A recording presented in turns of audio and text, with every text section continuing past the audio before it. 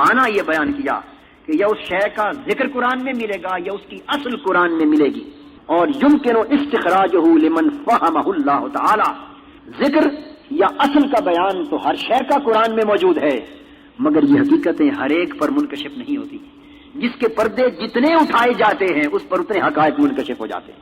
اللہ پاک جس کو فہم قرآن کی جتنی صلاحیتیں اور ملکے عطا کرتے چلے جاتے ہیں وہ اسی قدر گہرائی اور گہرائی کے ساتھ قرآنی حقیقتوں کو اور اسرار و رموز کو اور غوامض قرآن کو پاتا چلا جاتا ہے. تو آج ہم چند نمونے قرآن اور حدیث کے اس ابتدائی اور تمہیدی گفتگو کی روشنی میں دیکھنا چاہتے ہیں تاکہ اس امر کا تعین کر سکیں کہ عصر حاضر کا سائنسی چیلنج کیا ہے اور قرآن اور حدیث اور اسلام اس کے مقابلے میں کس طرح ثابت قدمی کے ساتھ کھڑا ہوتا. حاضرین محترم، میں نے عرض کیا کہ کائنات کے مطالعہ کے اندر سب سے پہلا اور سب سے اہم مطالعہ انسان. اور آج سائنسی دنیا میں انسانی زندگی کے مطالعہ کا آغاز سائنس کی جس برانچ سے ہوتا ہے، سائنس کے جس شعبے سے ہوتا ہے، اس کا نام ایمبریالوجی ہے. یعنی انسانی زندگی کا حیاتیاتی آغاز جس سیل سے، جس لائف جرم سے ہوتا ہے وہ کیا ہے اور کس طرح اس کی حیاتیاتی زندگی کا آغاز ہوتا ہے، کن مرحلوں سے انسان ارتقائی منازل طے کرتا ہے. تو مطالعہ انسان کا سب سے پہلا اور سب سے اہم موضوع ایمبریالوجی ہے. آئیے ہم اسی کو سائنسی چیلنج تصور کرتے ہوئے اسی پیمانے پر قرآن مجید کی تعلیمات کا جائزہ لیں. آج کی سائنس اور ایمبریالوجی اپنی صدیوں کی تحقیق اور جستجو کے بعد اس نتیجے پر پہنچ چکی ہے کہ انسانی زندگی کا آغاز رحم مادر میں ایک سیل سے ہوتا ہے اور وہ ایک ریپروڈکٹیو یونٹ ہے. اس کو سائنسدان اور ڈاکٹر فرٹیلائزڈ اووم کہتے ہیں اور خالص میڈیکل سائنس کی اصطلاح میں اسے زائگوٹ بھی کہتے ہیں. یہ وہ ایک چھوٹا سا سیل ہے، خلیہ ہے، ایک چھوٹی سی جان ہے جس سے انسانی زندگی کا آغاز ہوتا ہے. یہ عصر حاضر کی سائنسی تحقیق کا ماحصل ہے. اب دیکھنا یہ ہے کہ قرآن جب نہ ایمبریالوجی کا وجود تھا، نہ سائنسی تحقیقات کا کوئی تصور تھا اور نہ مطالعہ انسان کے سائنسی نہج اور سائنسی ضابطے مارز وجود میں آئے تھے. آج سے 1400 سال قبل قرآن نے 14 صدیاں بعد سائنسی اعتبار سے ثابت ہونے والے تصور کا بیان کس طرح کیا. قرآن مجید فرماتا ہے انا خلقنا الانسان من نطفۃ امشاج نبتلیہ فجعلناہ سمیعا بصیرا. اللہ پاک نے فرمایا کہ بے شک ہم نے انسان کو نطفہ امشاج میں سے پیدا کیا، ایک سیل میں سے پیدا کیا جسے مکسڈ فلوئڈ کا نام دیا جاتا ہے. یہ ایک جان ہے، نبتلی ہے، اور پھر ہم اسے مختلف حالتوں میں سے گزار کر جانچتے ہیں، پرکھتے ہیں. فجعلناہ سمیعا بصیرا، حتیٰ کہ ہم اسے سننے والا، دیکھنے والا پورا انسان بنا دیتے ہیں. یعنی ایک جان سے اس کی زندگی کا آغاز کر کے مختلف مرحلوں میں سے گزارتے ہوئے، آزماتے ہوئے، پرکھتے ہوئے سننے دیکھنے والا کامل انسان کے پیکر میں بدل دیتے ہیں. یہ آیہ کریمہ اور اس طرح کی متعدد آیات قرآنی اس امر کی شہادت فراہم کرتی ہیں کہ انسان کی حیاتیاتی زندگی کا آغاز ایک سیل سے ہوا، وہی لائف سپرم ہے اور وہ اپنی جگہ کمپلیٹ یونٹ آف ریپروڈکشن ہے. سائنسدان جس کو کہتے ہیں کہ وہ سیل کمپلیٹ ریپروڈکٹیو یونٹ ہے. اس کا معنی کیا ہے؟ اس کا معنی یہ ہے کہ دیکھنے میں وہ ایک جان ہے، مگر پورا انسان بننے کے لیے جتنی صلاحیتیں اور جتنی پوٹینشیلٹیز درکار ہیں، اللہ کی قدرت کا عالم یہ ہے کہ وہ ساری کی ساری اللہ نے ایک قطرے کے اندر جمع فرما دی. یہ تصور ہے اس کے کمپلیٹ ریپروڈکٹیو یونٹ ہونے کا. اب اس کا تصور قرآن بیان کر رہا ہے کہ انا خلقنا الانسان من نطفۃ امشاج. آغاز ہم نے ایک قطرے سے کیا، لیکن اس ایک قطرے کو کیا رکھا؟ اس کے اندر ہم نے وہ کچھ جمع کر دیا کہ اسی قطرے سے اس کی زندگی کو بڑھاتے بڑھاتے پوری پوٹینشیلٹیز کا حامل انسان بنا دیا. سمیع بصیرہ، دیکھنے سننے والا انسان بنا دیا.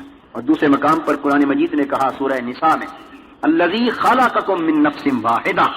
یہ وہ زائگوٹ ہے، یہ فرٹیلائزڈ اووم ہے، یہ وہ سنگل یونٹ ہے. اور اس کے بعد سیلولر ڈویژن کا جو سسٹم ہے اس کا بیان شروع ہو رہا ہے. فرمایا کہ ہم اللہ وہ ہے اے لوگوں جس نے تم سب کو نفس واحدہ یعنی ایک جان سے پیدا کیا، ایک سیل سے پیدا کیا. پھر دوسرے مقام پر قرآن مجید نے اسی تصور کو کئی مقامات پر واضح کیا. تو وہ پہلا تصور انسان کی بیولوجیکل ایوولوشن کا یہ تھا کہ اس کی کریشن ایک سنگل لائف سیل سے ہوئی اور بغیر کسی شک و شبہ کے. قرآن مجید نے آج صدیوں کے بعد ثابت ہونے والی سائنسی حقیقت کو دو ٹوک انداز کے ساتھ صراحت کے ساتھ 1400 سال قبل بیان کر دیا. اور یہ اس وقت بیان ہوا جب ایمبریالوجی کی ETV کا بھی وجود اس کائنات عرضی پر نہ تھا اور سائنس کی سین کی تاریخ کا بھی آغاز نہ ہوا تھا اور نہ کوئی لیبارٹری تھی اور نہ رحم مادر کے اندر جھانکنے کا کوئی سائنسی ذریعہ تھا. اللہ کا نبی اللہ کے عطا کردہ علم کے مطابق وحی الہی کے مطابق اس دور میں جہاں ساری کائنات جہالت کی ظلمتوں میں بھٹک رہی تھی اس حقیقت کا اعلان فرما رہا تھا جس کی تصدیق سائنس 14 صدیاں بعد آج کرنے پر مجبور ہو گئی. اس کے بعد اسی ایمبریالوجی کے فن نے اگلی حقیقت واضح کی اور کہا کہ جب وہ ایک ریپروڈکٹیو یونٹ سے انسانی زندگی کا آغاز ہوتا ہے تو پھر کیا ہوتا ہے. پھر اس کے بعد اس سیل کی تقسیم ہوتی, 1 سے 2 بنتے ہیں, 2 سے 4 بنتے ہیں اور اسی طرح پھر 16 32 بنتے چلے جاتے ہیں. اور آج کی سائنس نے سیل کی اس تقسیم کے نظام کو مائٹوٹک ڈویژن کا نام دیا ہے. یعنی ایک سیل سے اسی میں سے دوسرا بنتا ہے, پھر اس میں سے 4 بنتے ہیں اور پھر پھیلتے چلے جاتے ہیں. اور سائنسدانوں نے یہ بات طے کر دی کہ مرد کی تخلیق بھی اسی طور پہ ہوتی ہے اور عورت کی تخلیق بھی اسی طور پہ ہوتی ہے. اب 1400 سال ذرا پیچھے جائیے جب قرآن مجید نازل ہو رہا ہے, کیا اس وقت مائٹوٹک ڈویژن کا کوئی تصور تھا؟ یہ تو عصر حاضر کا چیلنج ہے. تو جو چیلنج عصر حاضر نے سائنس کی دنیا میں آج دیا ہے اس کا جواب 14 صدیاں پہلے اسلام دے چکا ہے. قرآن مجید نے کہا اس مائٹوٹک ڈویژن کا ذکر کرتے ہوئے, یہ سیلولر ڈویژن کا سسٹم ہے. قرآن نے کہا الذی خلقکم من نفس واحدہ وخلق منها زوجها وبث منہما رجالا کثیرا ونساء. اس اللہ سے ڈرو لوگوں جو تم سب کو ایک ریپروڈکٹیو یونٹ سے پیدا کرتا ہے اور پھر کیا کرتا ہے, خلق منها زوجها, پھر اس سیل کو تقسیم کرتا ہے اور اس کا جوڑ اسی میں سے پیدا کر دیتا ہے, ایک کو تقسیم کر کے 2 بنا دیتا ہے. وبث منہما رجالا کثیرا ونساء.